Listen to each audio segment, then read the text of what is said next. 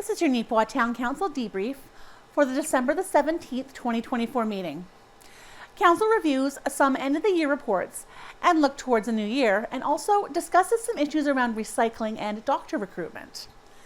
In Council reports, Councillor Kosenchuk reports from the Home Assistance Neepawa District, or HAND, meeting that the office is seeing increased visits inquiring about affordable housing. This is not a surprise given the current financial state across the country, but there is little affordable housing available locally, for seniors or otherwise, so this will be an issue to keep an eye on. Councillor Pottinger reports that the Yellowhead Centre has held a special budget meeting alongside their regularly scheduled meeting and are working through rink contracts. The Yellowhead Centre has been under some scrutiny lately, as the aging arena may not have a lot of life left in it, and significant repairs, upgrades, or replacements may be factors in the upcoming budget. We also catch up on the results of Santa Day at the rink and see the new winter program guide coming out of the town's recreation department, and hear about the new senior social afternoons which kick off at Arts Forward this Friday, sponsored by Stride and the Handy Van. The town of Neepawa's Santa Day at the Yellowhead was a huge success. They estimate over 450 people were in attendance. There was many kids skating for the first time, and the ice bikes were brought out and they were well utilized. Cass just wanted to send out a thank you to all the volunteers and organizations that worked to make that event a success. And I just wanted to quickly touch base on our rec director, Cassandra Groen, has come up with the winter program guide. This guide will actually be on the neepawarecreation.ca website. You can download it off of there. It's great. It highlights what is available for residents in town and around our surrounding our town, what they can do all winter, and it puts some organizations and businesses information out there as well. So something very good that she's come up with. So thanks, Dawn. Anyone else? Councillor Costa. Last Friday I met with the HAND committee. Just a little bit of a report. There was 5 new Lifeline installs. Meal program is back up to more normal range. George and Vicky are continuing to do a great job. Michelle noticed a lot more in-office visits with seniors looking for affordable housing. She's working closely with Manitoba Housing to advocate for the needs of these clients. The first of 5 senior social afternoons is starting December 20th, 2024. And a thank you goes out to Stride Credit Union for a $500 donation towards it, and for the Handy Van for providing free transportation to these events. And that's everything. Okay, thanks, Franco. And Councillor Pottinger. I attended a Beautiful Plains Community Clinic meeting. We're working toward doing some exterior landscaping at the clinic. A lot of the interior things have been completed or are being completed, and we're looking at some exterior landscaping, and we also replaced some carpet in exam rooms with solid surface just recently, so people might have noticed vehicles there on the weekends and that sort of thing. That was done outside of business hours, and I take it went very well. I attended a Yellowhead special budget meeting. We worked on that for a good evening, and then a regular Yellowhead board meeting where we're still working through the Titans contract, but other than that, regular operations over there. Great. Okay, thanks, Lisa. Manager of Operations Denise Kay starts out not with snow clearing, but with garbage pickup, as this year's holiday schedule lands right in the middle of the town's normal pickup days. So for Neepawa residents, please note that the December 25th garbage pickup and December 26th recycling pickup have both been moved to Friday the 27th. Of course, we couldn't escape talk of snow removal for long, given the volumes that we've seen lately, and believe me, my sore arms can attest to that. Staff have been catching up with the last streets and parking lanes, focusing on the business district and school zones before moving outward, and the back lanes have seen their first scraping of the season as well. Of course, with the latest snowfall, the process starts all over again. Aside from those and some other ongoing projects around the hospital that have been reported on previously, Sakay is working with the Finance Committee on his department's 2025 budget and their priority items and projects. So first thing we'll talk about is garbage, before I forget. Important one. So we had garbage scheduled for December 26th, but that will now be rescheduled, and this is recycling and garbage, for December 27th. So we're going to move it one day back because as Evergreen will be closed on December 26th. So Zone 1, recycling pickup, will be on Friday, December 27th. Zone 2, garbage pickup, will be on Friday, December 27th. Now that that's done with, and I didn't forget, we can discuss some snow clearing. So obviously we had a big snowfall, staff went out, contractors went out, we had a big clearing done, and we've had a few more snowfalls since then.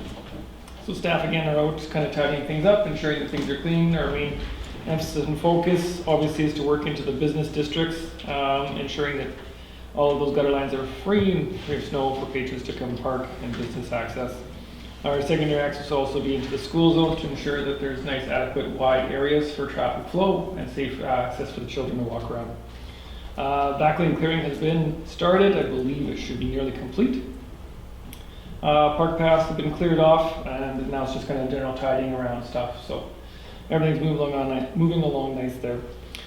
The contractor's working out on Hamilton Street in front of the hospital for the storm sewer project, and that one's still moving along nice. Luckily, we've moved past the heavy frost zone where we were digging through about 3 feet of frost. Now we're just into open fields, and now we're down into like 6 inches or a foot of frost, so not bad at all.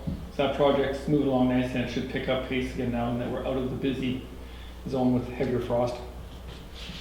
We've got some projects that went underway with, I did some quote requests, which will be closing later this week for some additional work on Hampton Street near the hill.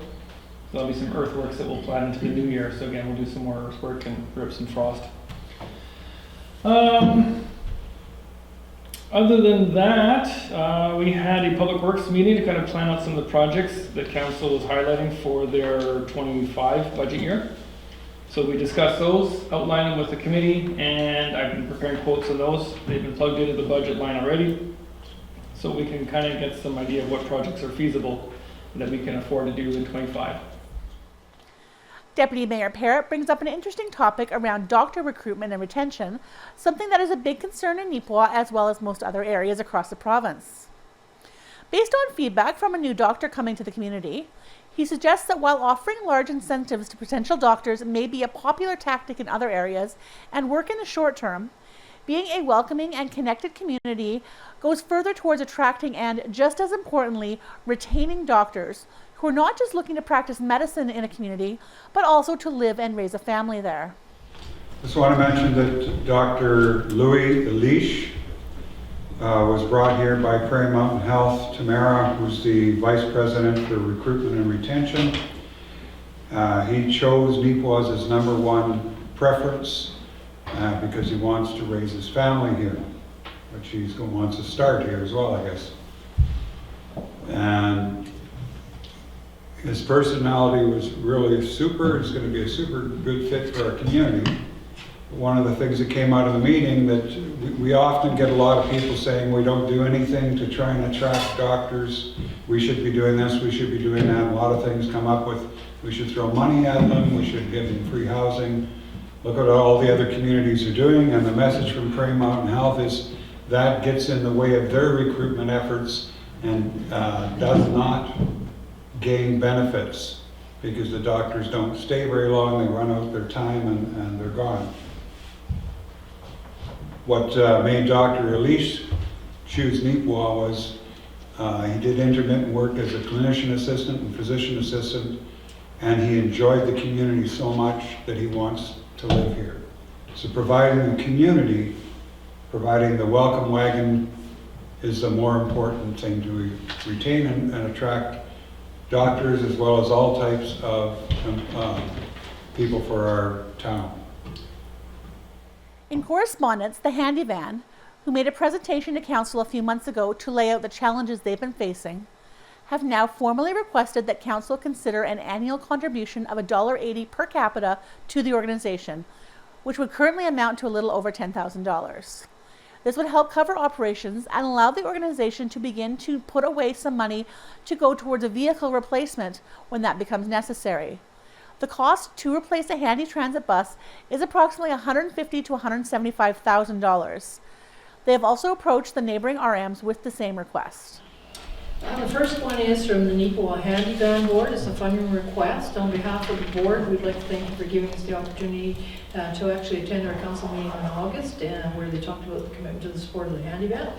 As they presented during the meeting, they have a big bus and 2 small vans, and the older one is 2014 with 230,000 kilometers on it, and they talk about looking at replacing it at some time in the future.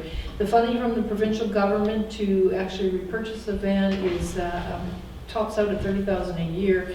This is for running your handy van service, and it hasn't increased for decades, isn't enough to cover the operational costs, nor does it cover sufficient funding to put anything aside for a handy van.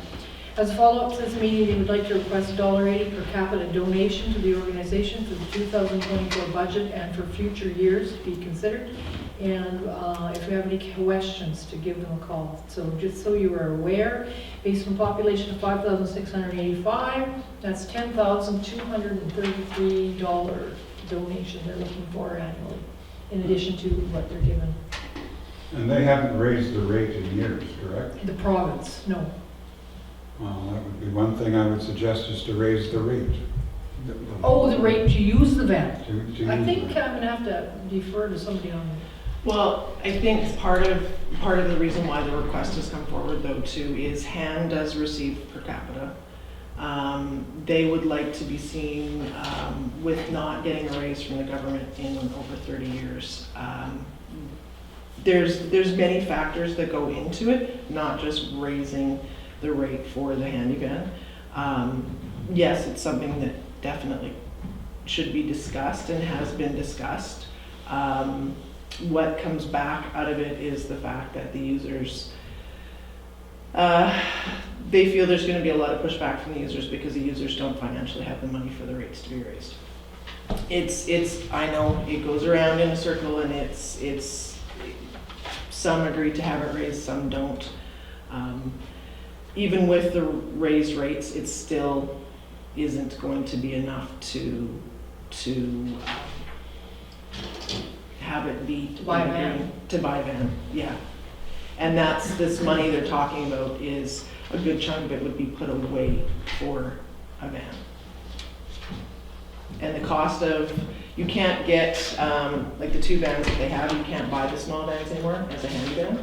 So you're looking, like John Ray have been pricing out, John's been looking, and it's $150,000 to $170,000 now for a new handy van, because you have to go bigger than the 6-seater. They don't make them.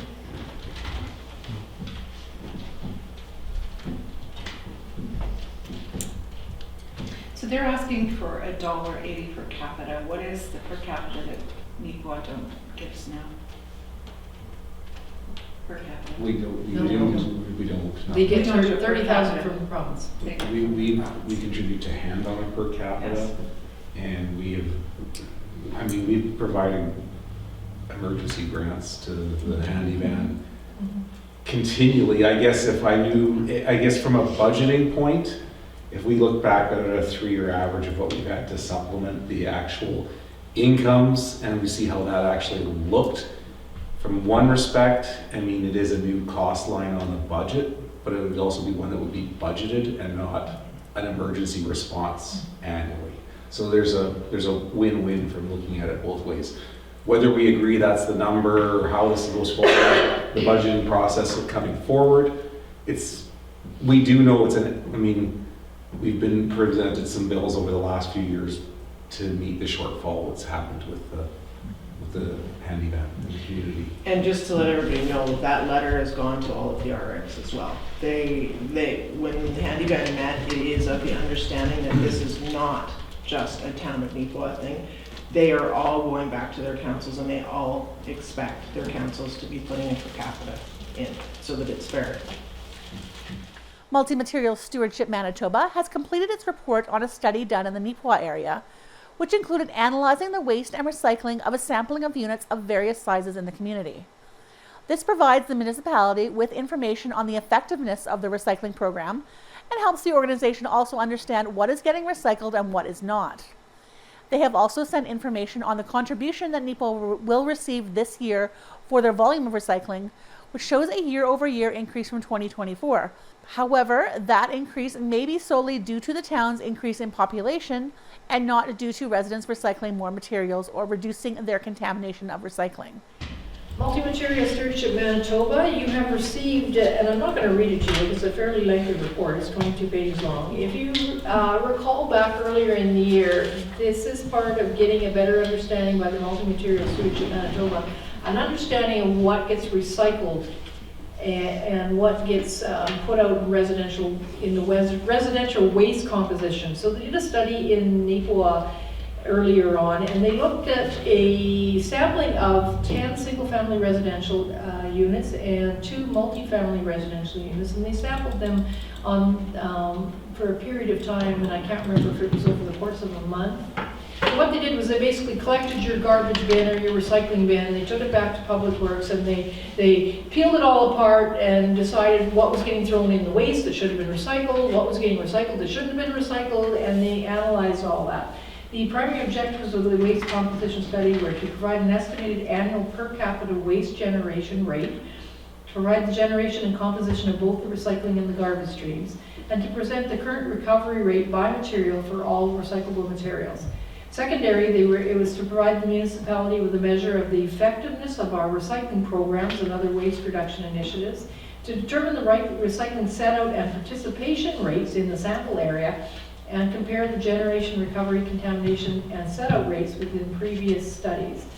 So when they did this time frame, it happened in May, and like I say, I'm not going to read this to you. The summary and bottom line is that we probably could use this information to analyze the things we are collecting and make sure we're doing the ones that are generating some profit for Neepawa. And as much as we try to get people to do things rightly, there's still contaminated recycling roads that get rejected at Evergreen. And been a year, well, I've been here 11 years and we're still trying to get people to, stay the course and do it right. I don't know how much more we can do, so. You can read the report. If you have any questions, let me know. Yeah. I won't, we here till 9 o'clock if I read it. It's a tough chew, I did read it. Yeah. Late night. Multi-material stewardship again. This particular letter is the one we receive annually to tell us what we're going to receive for 2025 in recycling payments. So the amount is $83,115.27 for 2025.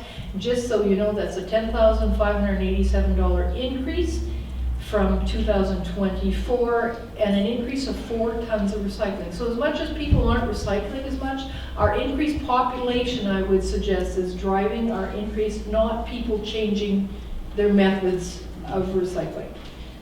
We are also given, we do not receive from the MMSM right now monies for recycled newspaper.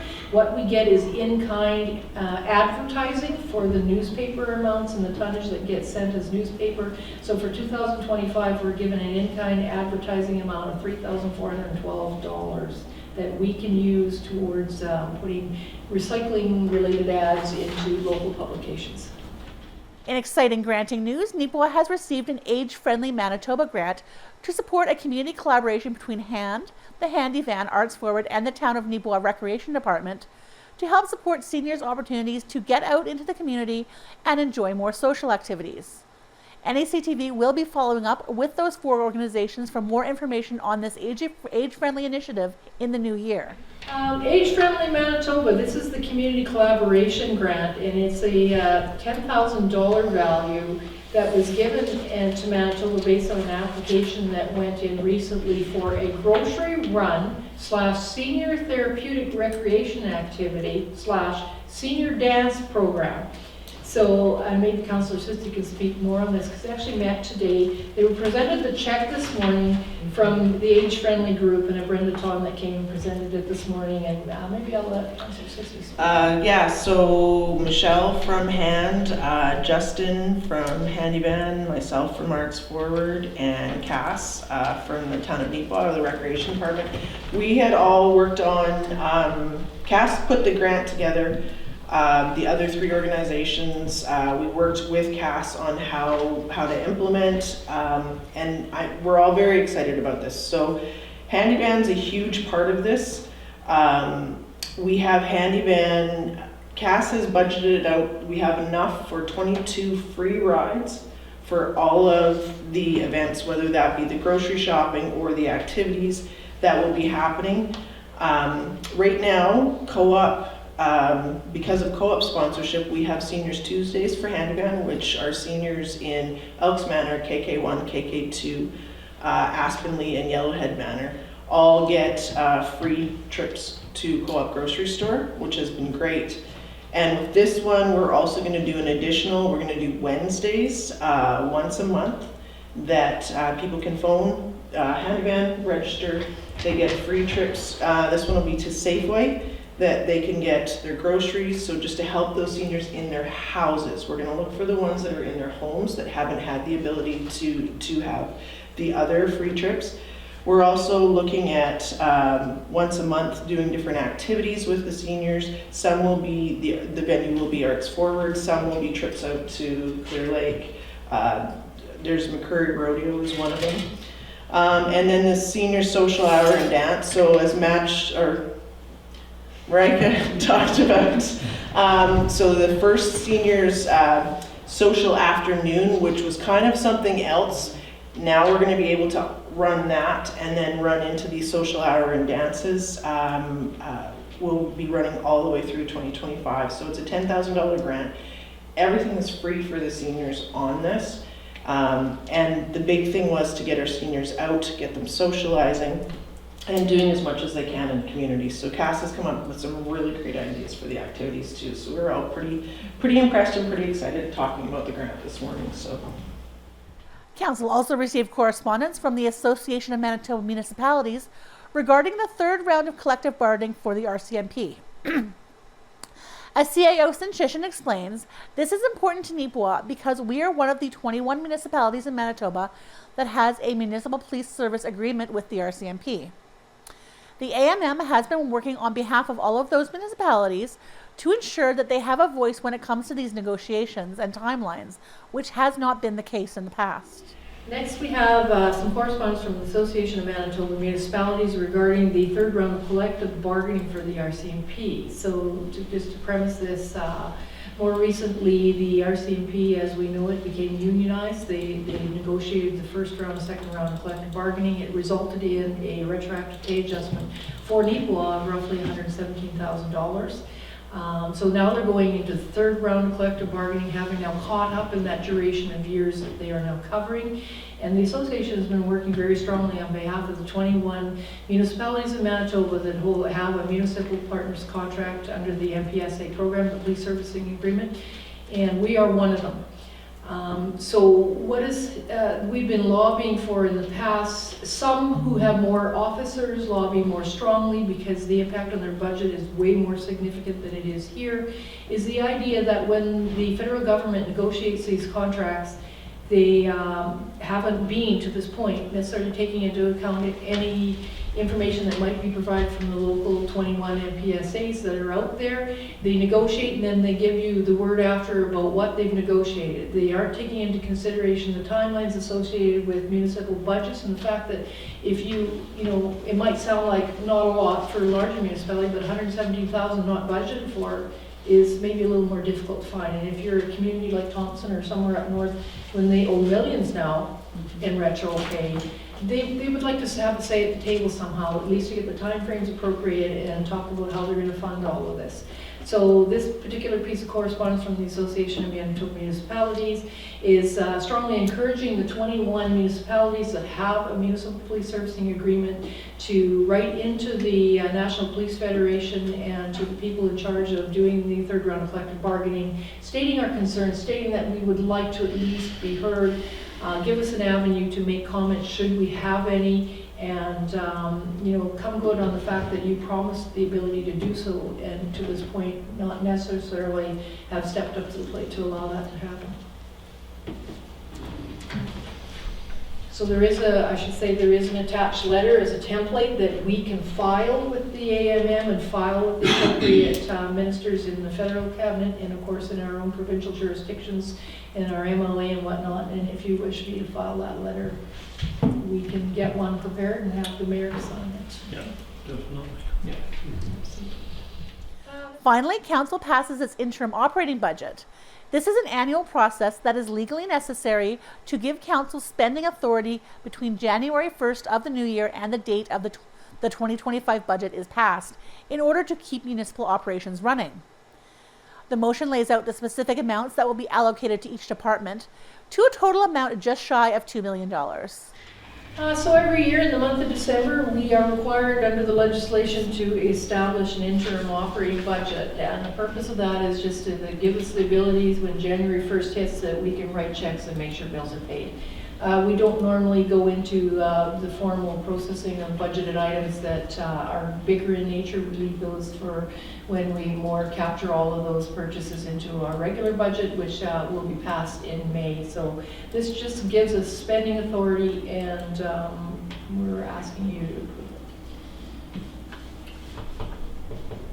Okay, be it resolved that in accordance with section 163 of the Municipal Act, the Council of the Town of Neepawa hereby adopts the following provisional estimates in support of operating and capital expenditures for the period from January 1st, 2025 until the adoption of the annual estimates.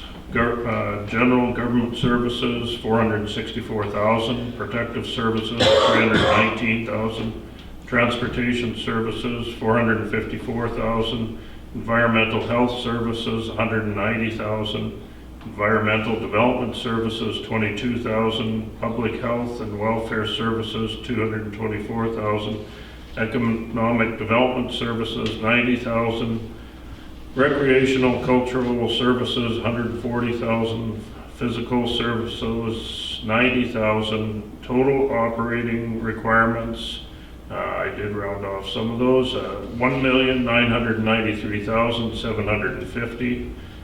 Total utility operating requirements, $750,000. General capital requirements, $485,000, and utility capital requirements, $462,000. Moved by Deputy Mayor Parrott, seconded by Councillor Gerard. Any questions on that? All in favor? Opposed? Carried.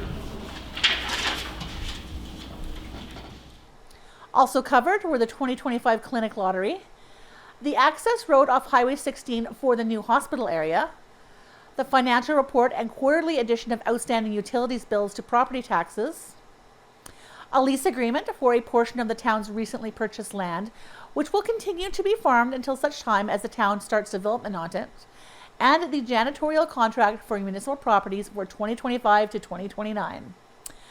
There's a lot to take in when it comes to municipal decision making, so if you have any comments, questions, or topics you'd like us to clarify or explore further for you, please contact us at 204-476-2639 or by email at nactvnews@gmail.com. Thanks for joining me, and I hope to see you next time. Well, on behalf of the council and the staff of the town, we'd like to wish everyone a Merry Christmas, and we will see you in the new year.